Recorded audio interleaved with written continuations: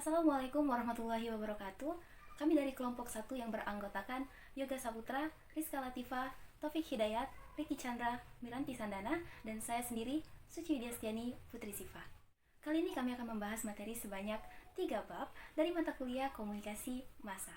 Pada bab pertama, membahas mengenai pengertian karakteristik dan sejarah komunikasi massa. Pada bab kedua, membahas mengenai proses dan model-model komunikasi massa. Dan pada bab ketiga, membahas mengenai komponen dan hambatan dalam komunikasi massa.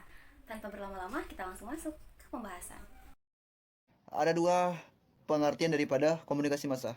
Pertama, komunikasi massa dari secara luas adalah komunikasi yang pesan-pesannya bersifat umum atau terbuka. Sedangkan komunikasi massa secara khusus atau teknis adalah komunikasi yang pesan-pesannya disampaikan melalui media massa.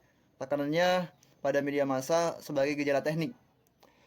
Artinya, kalau sebagai gejala teknik, fokus kajiannya pada media yang menyebarkan informasi. Sejarah perkembangan komunikasi massa dapat diuraikan dalam 4 tahapan utama. Yang pertama adalah era penggunaan isyarat dan lambang.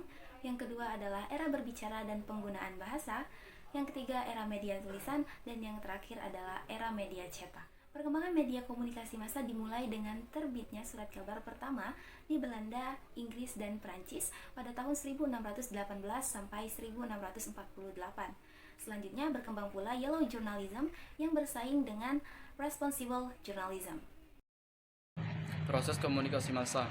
Proses produksi dan reproduksi media massa berlangsung dalam mekanisme yang rumit, melibatkan banyak orang, membutuhkan banyak biaya dan dukungan alat-alat teknis. Salah satu elemen khas yang terdapat dalam proses komunikasi massa adalah fungsi penyaringan informasi. Pengertian model komunikasi. Model adalah gambaran informal untuk menjelaskan atau menerapkan teori. Model komunikasi dimaksudkan untuk mempermudah dalam menjelaskan fenomena komunikasi serta untuk mereduksi fenomena komunikasi. Pola model komunikasi adalah model verbal, model ikonik, dan model analog. Beberapa model dasar komunikasi massa.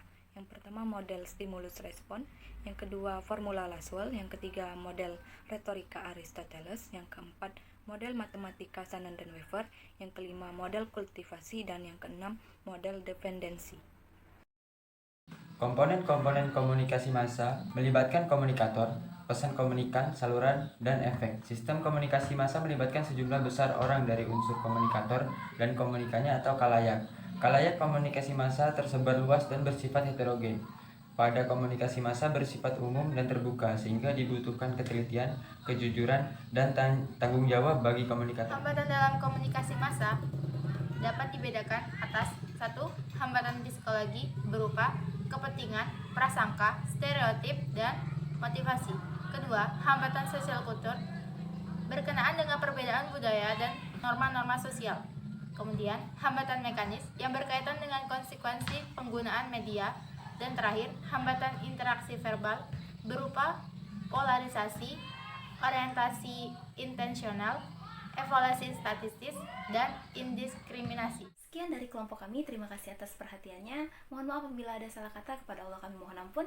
Kami akhiri, wassalamualaikum warahmatullahi wabarakatuh.